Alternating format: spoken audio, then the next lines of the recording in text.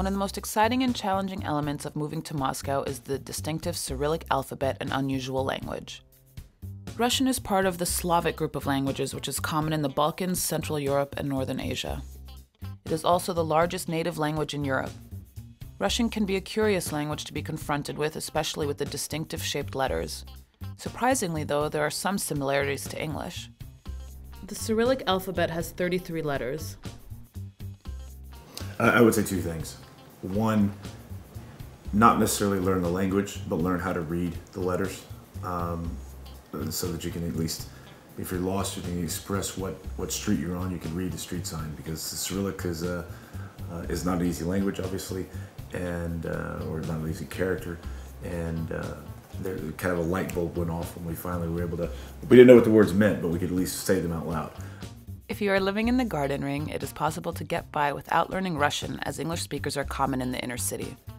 Nonetheless, it is recommended to get a grip of the basics of the language. As you attempt to use your new language skills, you will be sure to enjoy the experience of encouragement and smiles from your new friends and neighbors. But I somehow thought that Moscow, there would be signs in English, and I've been in countries where they have, they speak other languages, but they're kind of touristy, and I've seemed to be able to get around. I was quite shocked with how much I battled in the beginning. We've lived in other parts of the world, and there's always a little bit of English, but even to walk into McDonald's and try to order chicken McNuggets is a challenge, and that surprised me. Depending on your length of stay, it could be well worth diving in and then enrolling in a language course to aid your time in Moscow. Language schools offer a wealth of learning programs, from intensive courses to evening classes to language lunches.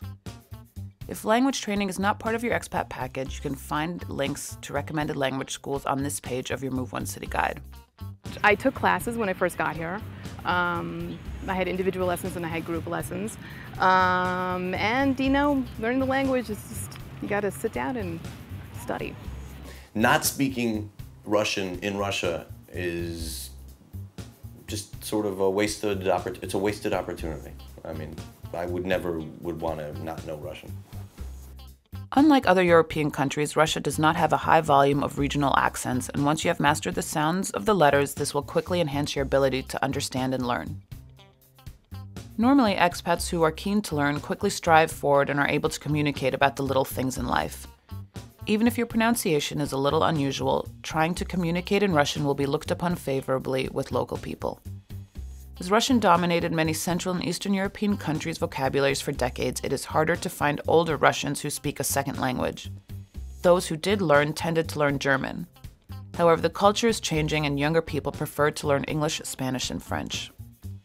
We hope you enjoy your time in Russia and make some inroads into this magical and mysterious language.